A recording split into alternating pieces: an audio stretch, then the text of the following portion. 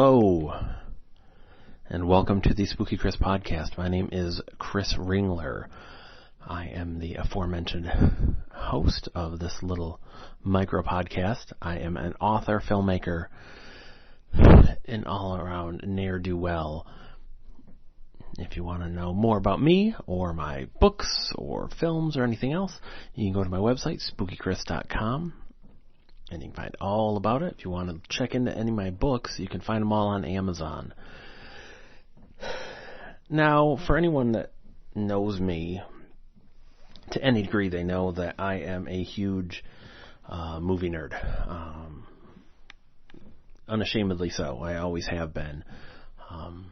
And so I seem to always kind of be watching something. And since we've been in pandemic and I've been working from home since March 16th, 2020, my movie watching has risen exponentially. I think I watched nearly 300 movies last year, and I am just over 200 this year already. So needless to say, I watch a lot of stuff. So I figured it'd be interesting to talk for a few minutes about kind of what I'm watching and what's been going through my mind. It's interesting, as I record this, I am kind of knee-deep in the 4K King Kong from 2005 that Peter Jackson did. And it's interesting, desperately so, looking at it with new eyes, because I haven't seen this movie in years and years and years, because it's one of those movies. It's just kind of a downer movie. The original's the same way. Is that they're bummers to watch, because you kind of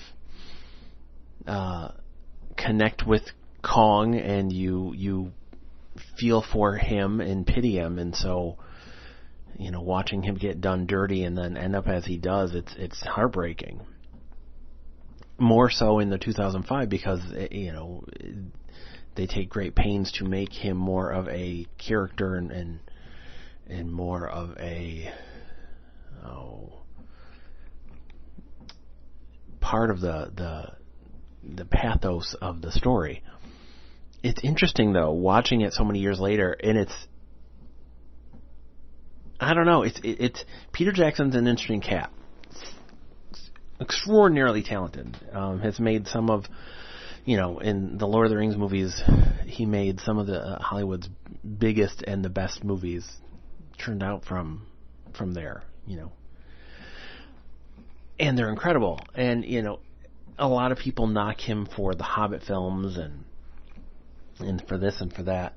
And it's interesting going back and looking at King Kong, and I'm watching the extended cut, director's cut, whatever they want to call it. And it's weird because I have more issues with it now than I used to. It's like seeing it almost with new eyes. It's fascinating because it is a monster movie that just happens to have King Kong in it. This is really his monster movie, and there's moments where you could just tell he desperately wanted it to be an R-rated monster movie. He gets lost on the way to the story so often in it. It's fascinating. Like in a film that's very straightforward, and in that it's people go they end up on this island, meet King Kong, decide they're going to profit off him, take him back, and havoc ensues. And you can fill in from there. You can add, as they do, a story kind of, and kind of fill it out. But it's at first, the thought was that, he gets lost. Essentially, he kind of gets lost on Skull Island. Jackson as a storyteller. That was kind of the stuff that where they could really make some hay and add stuff to this, and add stuff that we'd never seen before. And boy, do they. And again, so much so, it's just, it takes away from the heart of the story because it's a monster movie all of a sudden. It is this movie that wants to be gory, wants to be horrifying. I mean, it is. Once you get to the island, it is a horror film. They essentially meet cannibals. They're trying to survive them, and then they have to deal with the kidnapping of Aunt Darrow and then the Beast. But on the way to try to save her, like, they run into dinosaurs and giant monster bugs and all this craziness, giant fish. And it just, and again, this is all coming from a fan. I like the movie. I used to love it. I like it now. But it doesn't, none of that helps the story. So it doesn't serve the story, so it's just special effects, kind of goo-gaga, giant monster horror movie stuff. And it makes you wish he would have made just a monster movie like this. Like, maybe even just make one about Skull Island. Because it takes so much away from the core story of Kong and Darrow, and then like it's this love story of sorts.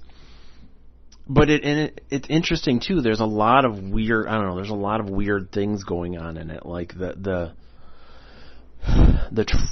tribe is weird to me. It's just this side of not problematic. Like they're a fictional tribe. You don't know what they would be like or look like, so you can't really get up in arms about it because they're not. It's an island. You don't know what they would. I think they say it's the South Pacific or whatever. But I mean, it's to try to falsify some outrage would just be that, a falsification. Like, but it feels uncomfortable. Like, it doesn't feel comfortable. It's weird, like I say, the stuff, that whole part where they meet the tribe is almost straight out of a cannibal movie. And one of the folks from the ship gets grabbed and his head put on a rock, and they bash his brains in. Basically, you just don't see, you see everything but the brains being bashed. And it's weird, because again, this was a PG-13 movie that families would have gone to. So it's strange. It's funny because it's so self-indulgent, the whole movie, and it's so much so. I remember before it came out, before? But I have this DVD set that came out in a big oversized box, and it was a making of documentary. And it was about 4 hours long, I swear. It was this long documentary about making the film. And they released that even. This was Peter Jackson striking while the iron was hot, doing a passion project, and just going buck wild. After Lord of the Rings, because it was kind of one of those things like, oh my gosh, this is a guy who made Lord of the Rings. Give him as much money as he wants, let him do whatever he wants. He's a genius. And he is a genius. What he did with Frighteners, what could have been a really cheesy movie, is like incredible. It's incredibly fun. It's a shame that it never got the traction that a Ghostbusters got, because it's so much fun and it's so weird. But it's not, even for an R-rated film, it's not as over the top as you'd think. It's more the subject matter. So it's a shame. And Heavenly Creatures is fantastic. He does great movies. His documentary about World War II is great. It's just one of those things where, if left to his own devices, he is very self-indulgent. I love the Hobbit films. And I think they're fine in the extended versions, but there didn't need to be 3. I don't blame him. I blame him as much as I blame the studio, because the studio obviously wanted 3 movies because they wanted more money. They were thinking this was going to be another Lord of the Rings, and they didn't understand that. No, like the Hobbits, it's an adventure story that was kind of sold for kids. So they added stuff that didn't need to, they weighted it down with a lot of things that didn't need to be there. And extended stuff that, in the book, like the War of the Five Armies, Bilbo's unconscious for most of that. So, I don't know. But you can tell, like, he's a dude that his stuff, like, the money he spends is on the screen. And that's the way it is with King Kong. It's a gorgeous film. It's fantastic, and it's a good movie. It is a good movie. It is just one of those it's so bogged down by side trips that it's hard to get to the meat of it. And it's interesting seeing Jack Black's character as the filmmaker in it. It's fascinating because he kind of echoes the sentiment of, in 2005, you'd been 5 years into the Blair Witch kind of found footage boom, and he echoes kind of the feelings of a lot of people with found footage, is that he